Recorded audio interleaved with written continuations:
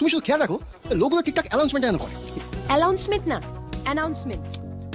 কখনো কখনো একটা ছোট্ট ভুল, একটা ছোট্ট বাক্য একটা সম্পর্ক বদলে দিতে পারে। আর ভুল যদি হয় টেন্সে, তাহলেও সেই কথা অনেক সময় আমাদের বোঝাতে ভুল করে ফেলে। আজকের topic tense mistakes we all make but don't realise. একটা রিলেশন যেমন প্রেজেন্ট, পাস্ট আর ফিউচারের মিশ্রণ, ঠিক তেমনই ইংলিশে টেন্স হলো তোমার কথাবার্তার টাইমলাইন। কিন্তু আমরা অনেকেই টাইমলি টেন্স ব্যবহার করতে পারি না। টপ 5 কমন টেন্স মিস্টেকস যেগুলো আমরা সবাই করি কিন্তু খেয়ালই রাখি না। Number 1, present continuous versus simple present. আমি যদি একটা সেন্টেন্স বলি I am going to coaching every Sunday, তার মানে তুমি এখন যাচ্ছ না, প্রতি রবিবার যাও, তাহলে এটা প্রেজেন্ট কন্টিনিউয়াস কেন? আসলে ঠিক সেন্টেন্সটা হবে I go to coaching every Sunday। Present continuous শুধুমাত্র তখনই হয় যখন কোনো কাজ এখন হচ্ছে বোঝায়। যেমন I am going now, আমি এখন যাচ্ছি, অর্থাৎ আমার যাওয়ার কাজটা এখন হচ্ছে। কিন্তু আমি যে সেন্টেন্সটা বলেছিলাম সেটার মানে যে আমি প্রত্যেক রবিবার কোচিং যাই, অর্থাৎ প্রত্যেক রবিবার আমি এই একই কাজ করি। এটা হচ্ছে সিম্পল প্রেজেন্ট টেন্স হবে। নাম্বার 2, পাস্ট টেন্সের ডিড প্লাস ভুল ভার্ব। একটা সেন্টেন্স দেখো, did you went to the market.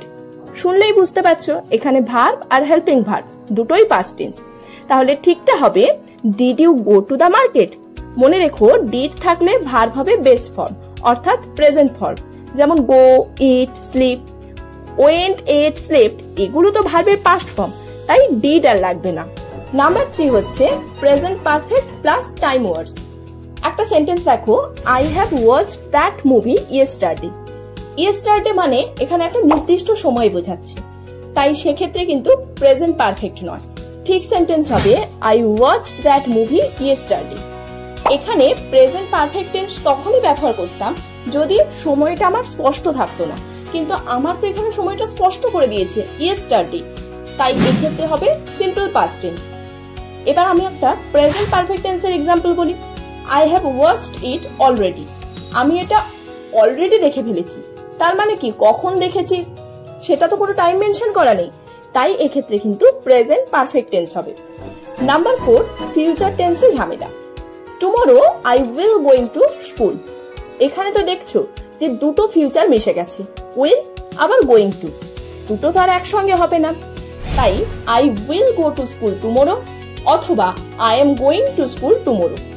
এবার কখন কোনটা ব্যবহার করব? যদি আগে থেকে প্ল্যান করা থাকে সেক্ষেত্রে আমরা গোয়িং টু বলতে পারি, অর্থাৎ কন্টিনিউয়াস টেন্স ব্যবহার করতে পারি, যেমন প্রেজেন্ট কন্টিনিউয়াস। আর যদি আমি হঠাৎ করে ডিসিশন করি সেক্ষেত্রে আমরা সিম্পল ফিউচার টেন্স ব্যবহার করব, অর্থাৎ I will go to school tomorrow. Number 5 হচ্ছে ভাঙা করার ভুল, হি ডোন্ট প্লেস ওয়েল। এখানে আমি দুটো জিনিস ভুল বলেছি। কারেক্ট সেন্টেন্সটা হবে he doesn't play well.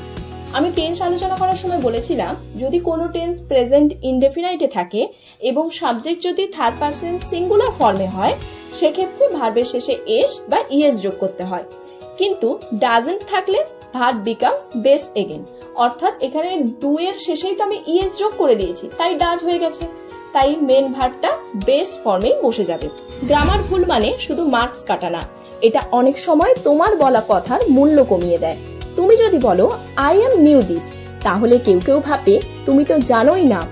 Tense ঠিক থাকলে ভাবটা ঠিক মতো পৌঁছায়। তোমার আত্মবিশ্বাস, তোমার ব্যক্তিত্ব সবকিছুর এক্সপ্রেশন হয় ভাষা দিয়ে, আর ভাষার সময়বধি হলো টেন্স। তাই আজ থেকে কথা বলার সময় একটু পজ করে ভাবো পাস্ট বলছি, প্রেজেন্ট নাকি ফিউচার। আর ভুল হলে ভয় নেই, সবাই করে, শেখাটাই আসল। তুমি এর মধ্যে কোন ভুলটা সবচেয়ে বেশি করেছো কমেন্ট করো, কারণ হয়তো তোমার কমেন্টটাই কারো ভুল শুধরে দেবে।